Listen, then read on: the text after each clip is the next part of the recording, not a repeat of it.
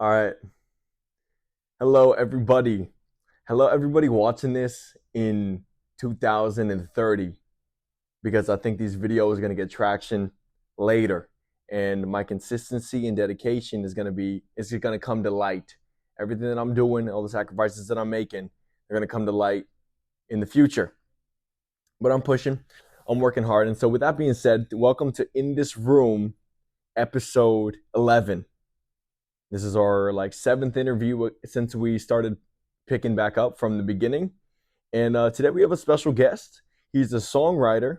He's a published author. He has one of the best YouTube channels on the platform, and somebody who's been making waves when it comes to the fusion of secular and non-secular. I think it's somebody that the kids can really look up to, and somebody to teach the masses, what is really happening in the world and how to navigate with all these crazy times.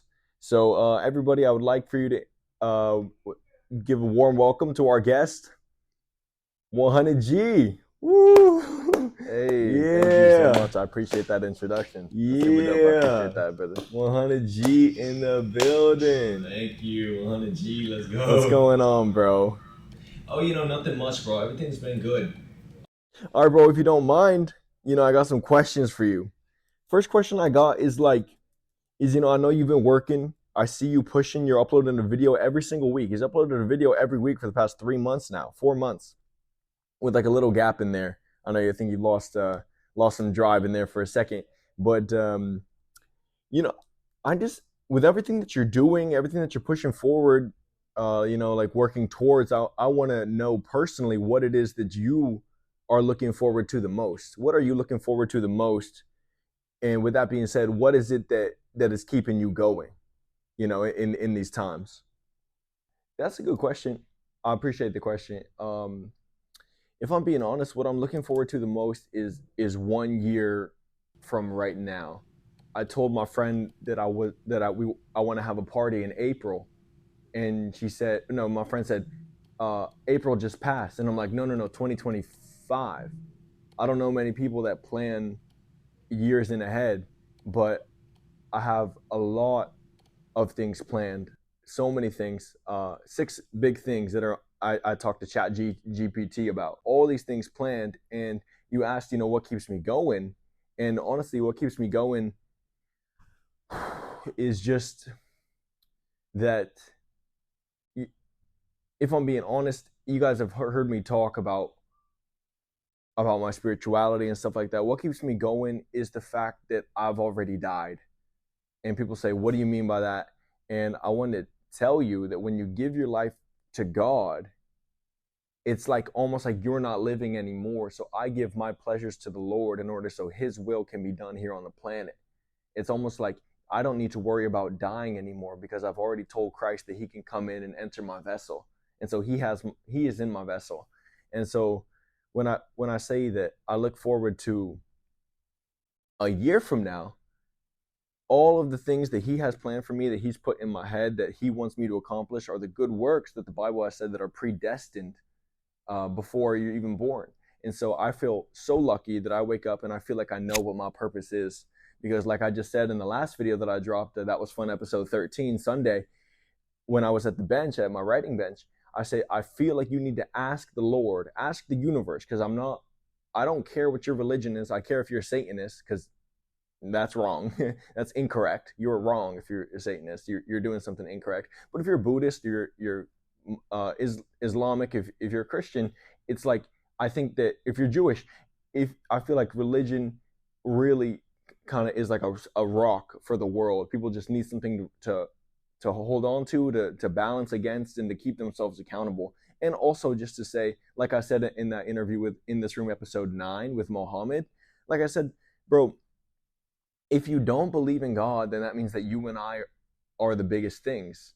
And if we're the biggest things, man, then the universe is fucked, bro. I don't like to swear too much. You guys know I only swear one time in my most recent album, which I thought was a little bit of an accomplishment. But yeah, to answer your question more directly, bro, I'm excited for April of 2025 because we're gonna throw a rager. We're gonna throw a banger once this season ends. We have 35 more videos.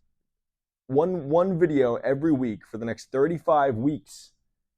this being one of them, until the season ends, which is on January 31st or maybe February 1st, depending on if I switch the video schedule from Friday to Saturday.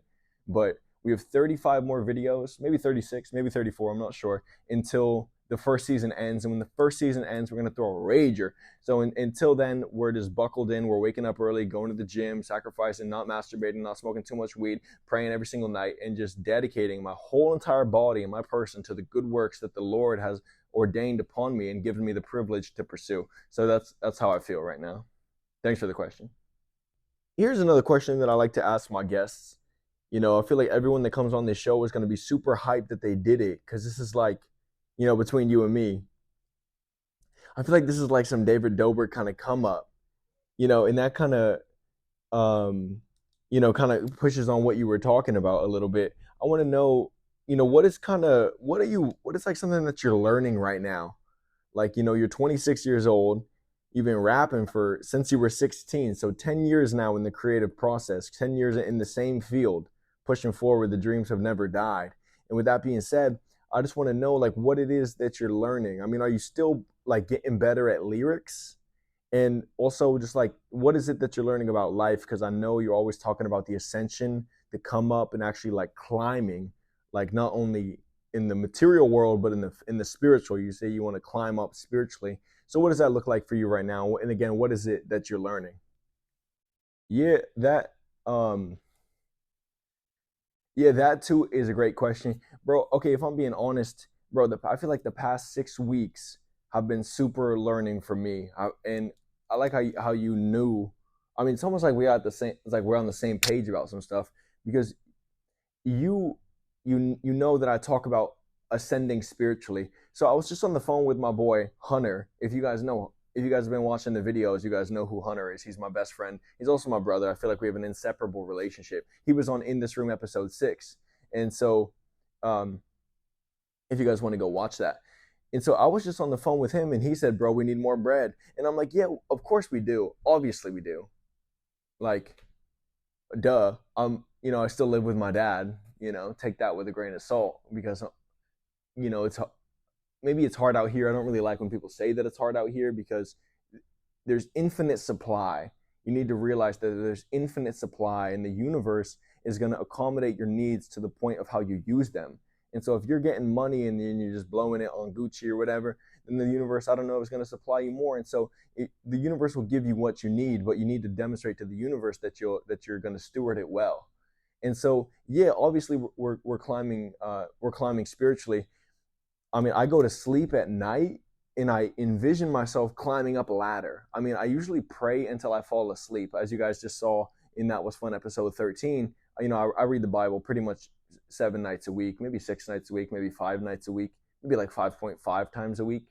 But then after I read the Bible, I still continue my prayer as I'm going to sleep. And so before I fall asleep, I'm in conversation with the Lord until I'm actually in bed. And I just envision myself climbing upstairs running upstairs and climbing up a ladder, because that's all that I want to do in this world. And so, yeah, Hunter texted me and said, yeah, we need more bread. And I told him, I'm like, yeah, we do need more bread, but I don't know if more bread in this moment can mollify what I'm feeling. You know, it's like Tyler, the Creator, has that line. He's like crying tears on a private jet or something like that. And I'm like, I feel that, because you can have money, but you still can't have respect. And then I'm not trying to have all of these references, but I think it was in Like That, Kendrick Lamar's, the song that started the beef, he said, money, power, respect, the last one is better. You know what I mean? And so what I'm learning, to answer your question more directly, is that, if I'm being straight, bro, is that you can't control anybody. And that makes me sad. Not because I'm trying to control people, but it's just, you can put so much effort and energy into a relationship. You can be transparent and honest and complimentary and still not get back what you think that you should. And at the end of the day, they get to decide what the relationship means to them. And then I like how you said that this is kind of like a David Dobrik kind of come up, because back to your first question of what I'm looking forward to, bro, a more direct answer to that of what I'm looking forward to, honestly, is God's promises. Because I feel like I'm in line with my purpose, and I pray to God, and I advise everyone on the camera who's listening too, if you're religious or if you pray or if you believe in something, to say, if I'm not in line with what I'm doing, please violently push me so I am in line with it. So if to answer your question directly of what it is that I'm learning, man, I'm really learning you can't control other people, and if no one's gonna do it, bro, you just got to do it yourself. I mean, here I am, I'm doing a shoot and an interview with myself because someone fell through. They said that they wanted to do it, and it's just like I just feel like I'm lacking respect in so many areas, and I wonder if I'm being like vulnerable here with you. I mean, if there's anyone to get vulnerable with, I feel like is it because I smoke too much weed? It's like, is that a pussy thing to do? Is like, do grown adult men smoke weed who are like the head of a family unit? Because I am blazing trees. I'm not right now, but it's like it's part of my lifestyle. And it's like, but I work out all the time. I'm an honest person, so I'm not sure, bro. I'm learning all the time. And you asked if I'm getting better at lyrics, bro. Man, I don't even know how many people are gonna watch this video, but the next album is gonna be sick. But what is even good? I don't even care about making good music. I just make music that I'm proud of. And so when I listen to the quality of Delayed Gratification, which I thought was good, I got the whole thing professionally recorded, at a whole entire studio. It cost me like $3,000, maybe $2,500 to get all 10 songs recorded professionally and then mixed and mastered professionally, and then Discord and all the time. No, not Discord. I mean DistroKid, and all the time that you put into it, and how long it takes for me to learn these lyrics, how to write these lyrics, and buying the instrumentals. It's like it's a lot. You're putting in a lot at the end of the day. And so, to answer your question more directly, I'm learning that you can't control people, which is really sad. Again, I'm not a manipulative person, but the thing is, it's like, sometimes you just wish that the other person on the other end of the line would give you a little bit more energy. You know what I mean? And you can't do anything about it. You know what I mean? I thought, I'll keep it 100. Am I the only one keeping it 100? Hunter and I are the only one keeping it 100. And I swear that if you have a problem with me, I would just imagine that you're going to tell me, and you're not going to be passive about it. So yeah, I'm learning a lot about relationships, and I'm really looking around and saying who really is here. And then when it comes to that David Dobrik, I was going to say Justin Bieber, but when it comes to that David Dobrik kind of thing, man, we'll see, bro. Because maybe there's going to be some people that are like, that don't respect me now, that will in the future. My mom was told me that's kind of like a vengeful mindset, which I guess you don't necessarily want to have. But again, I'm not saying anything that isn't true. And if I say something that in 2 years ago I disagree with, at least I know that I wasn't lying when I said these things. You know what I mean? So I'm trying to find the correct answer, and to stand on my business, because man, I don't know how else I can be more honest. I don't know what else I can offer these relationships that I have. But if I'm being honest, I'm just doing my best, bro. And so people can give me what they want to give me, and I'm gonna give back always. I'm gonna be there. So I appreciate the question. What else you got? And okay, all right, here's a question for you. What is your favorite part of the creative process? Because I know in That Was Fun episode 10, you said, I like the process of writing more than I do recording. Is that true? You like spitting, you like writing more than you like going to the studio and actually producing tracks and getting it mixed and mastered and all that, like post-production kind of stuff? Do you see writing lyrics as like the production, as like the actual production part of it? Or what is your responsibility? What role do you play in bringing the music to life? Yeah, bro. Okay, so, bro, I apologize if I'm gonna come across as conceited, bro, because I'm just a human being, and I swear that I put more effort into being humble than the majority of people in the world. I mean, than the majority of people on the whole entire planet. I swear, bro. I repent for my pride every single night. I repent for my pride 300 nights a year. You know what I mean? And so if you believe that the Bible is God, you put your forehead to it every day and you say, change my life. I give you everything that is inside of me. Make me more like you. Then you're gonna have change if you believe that it's real. You know what I mean? If you believe that it's real, And so I've been doing that for 5 years now, reading the Bible, putting my forehead to it, and saying, I don't like who I am. I apologize when my will has discrepancy with yours. Please make it so there's less discrepancy between my will and your will, so I'm perfect, because Jesus never did something that wasn't perfect. Jesus is the most famous person that has ever walked the planet on ever. Our calendar is based upon this one individual that God entered, and he never did one thing that wasn't in the will of the Lord. So apply that same exact mindset to your life and say, what is the will of the Lord for me? If Jesus didn't do one thing that wasn't in line with the will of God, and he's the most famous person that ever lived, ever, then you just apply the same exact concept to your life. What if I were to never do anything that was outside of the will of God? What would my life look like? And so that is me trying to do that every single day of my life for the past 5 years. And this is the person that God has created so far. You know what I mean? And I like I said in this room, episode 10, 3 weeks ago with Tim, that God told me, the source told me, universe told me, infinite intelligence told me that 5 years as a Christian is not a lot. He said I've barely been planted. And so in regard to your question, the favorite part of my creative process, bro, dude, this all comes down to purpose. And I think the best part of my creative process, dude, is actually what gets me out of bed, is spitting bars, bro. I love it so much. It is the greatest gift that I've ever been given. I mean, Hunter Beale is one of the greatest gifts that I've ever been given. The relationship with the Spirit is the greatest gift that I've ever been given. My first real girlfriend was one of the greatest gifts that I've ever been given. And then also just writing bars. Because spitting lyrics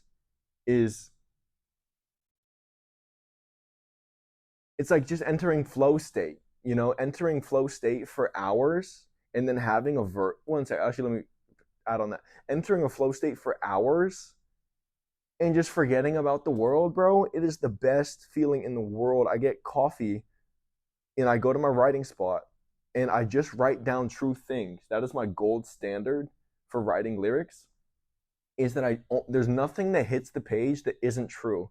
Obviously, I may exaggerate some stuff, and I already have Send Me Your Instrumentals episode 6 like low-key written, maybe like a verse of it. And I said, I'm vitaful, wake up and write a full book. I go fast.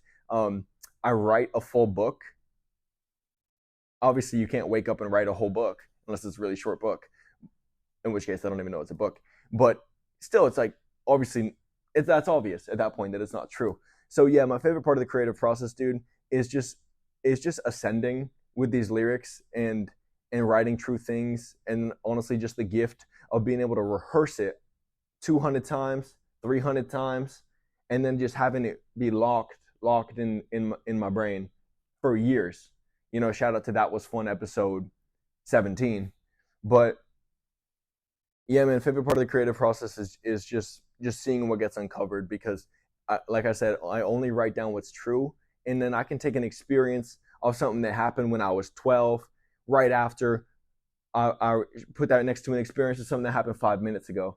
And so it is just the dopest thing that I've ever been given. And like I said, sorry if I'm rambling, but it comes down to purpose. And I know that the Lord would have taken away music from me if I was putting all this energy into it, and he didn't want it to be true. He's given me promises over my life. So going back to the first question that you asked, what I'm looking forward to is his promises. And it's like that was fun, the fact that the whole entire journey is already over.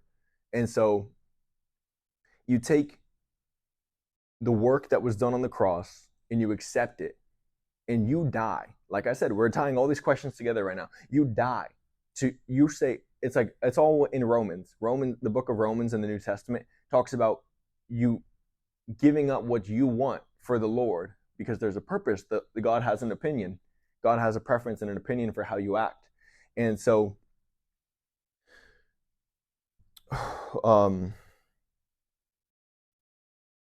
it comes down to purpose. That, okay, let me give you one story, one little exclusive story that is from my listeners, for our listeners, I guess. But so there was one time I'm beseeching the Lord, nothing new, You know what I mean? I'm sitting down praying with my Bible, and I feel lucky that I get responses back pretty quickly. Not quickly, but pretty frequently. That's what I meant to say. That I see a lot of visions that come in response to the things that I'm thinking about. And one night I hear very loudly, not quit, but quitting music. And it was so loud that my heart dropped. It was like somebody said it to me. I'm reading the Bible, put my forehead to the Bible, and I hear quitting music. And my heart drops. But like I said, there's nothing that the Lord is going to ask from you that is not going to enhance your life. So if you're holding on to something, but God wants it from you because he knows that you're going to be happier without it, he's going to take it. And if you don't learn what and don't give it to him, your life is just going to go down, down, down, down, down until you liberate yourself by getting rid of the pleasures of the world, by letting go. And so what I want to ask you, what you think my response was to quitting music.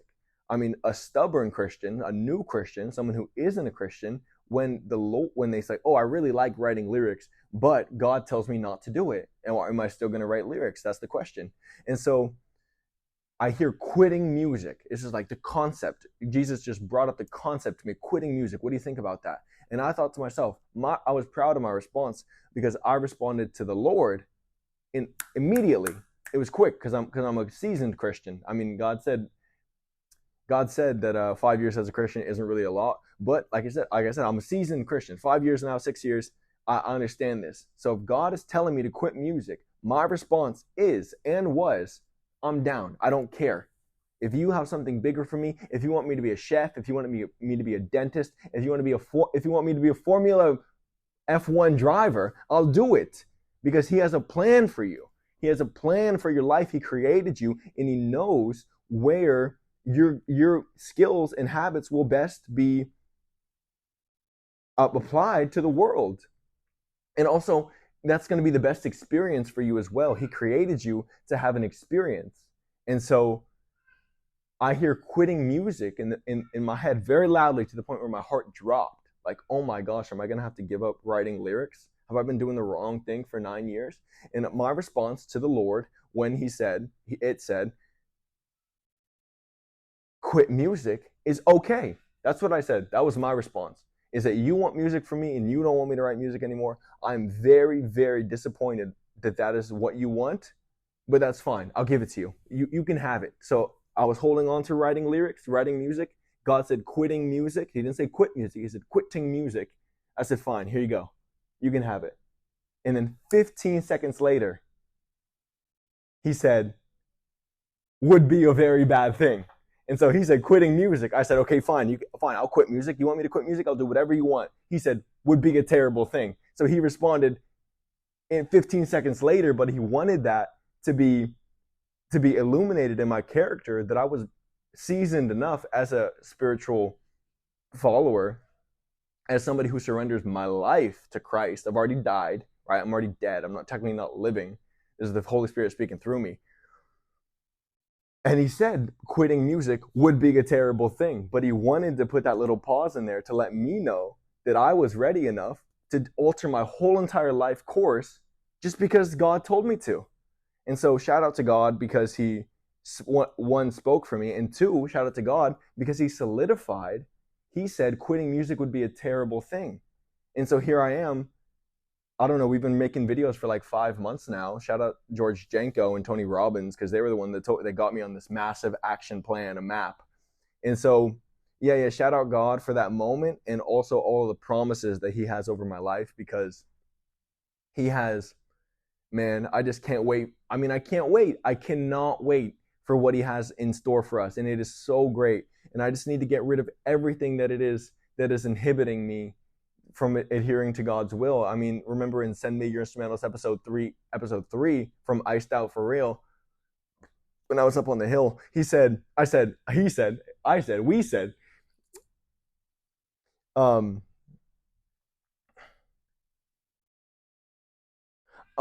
know my purpose. Look at how long it's taken me to find. I pray to God to remove what inhibits me to climb. So that comes back to your second question, that it's like we're just ascending here spiritually. And if you really want to demonstrate to the Lord that you're ready, you need to show him. You can't just tell him that you're ready. You got to show him. And so recently I've been beseeching the Lord. So this will be my last thing that I say with this question. So I've been beseeching the Lord, and I'm like, fine, bro, if you're not going to talk to me, that's straight. I mean, he's given me so many demonstrations and examples of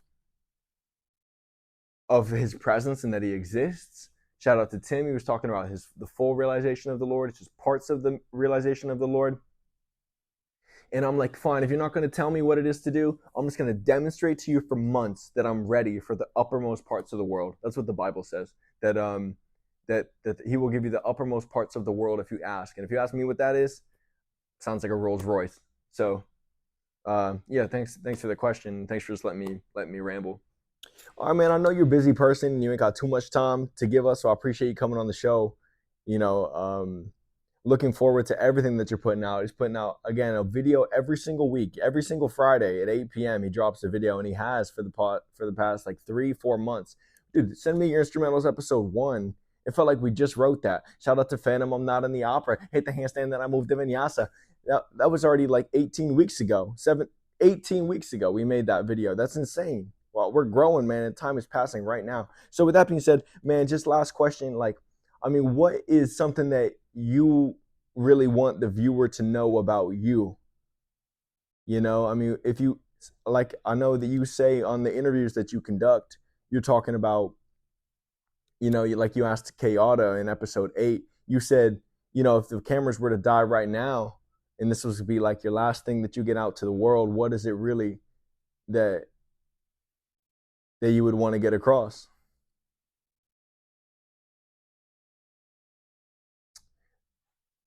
Yeah, that's such a great question. And, you know, I wrote the question, so I was looking forward to it.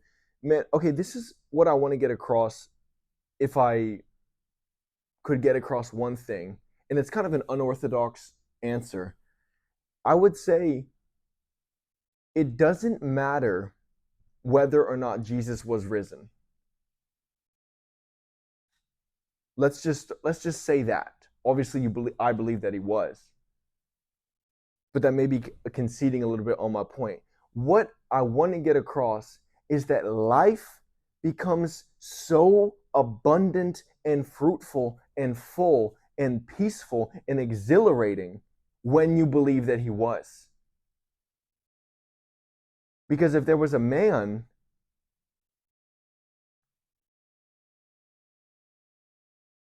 that conquered death, then what else are we worried about?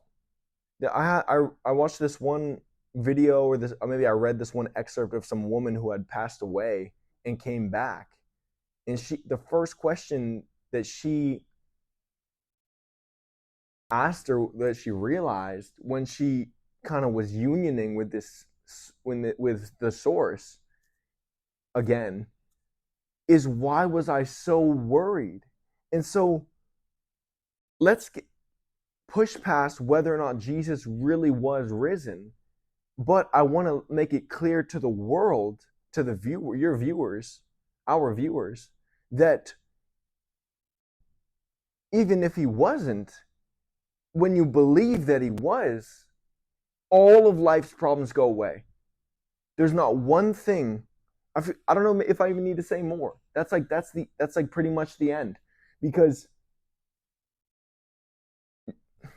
man, we're put into these vessels, and there's one thing that we know is going to happen. You might as well expedite it. I've already died. I will never die.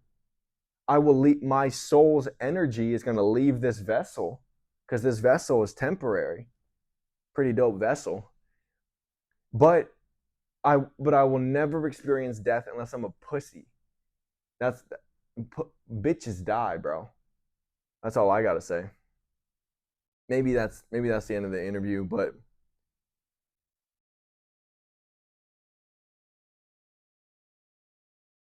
yeah, man. Thanks so much for having me on. You're the best, brother. I appreciate it. Thanks so much. Peace out.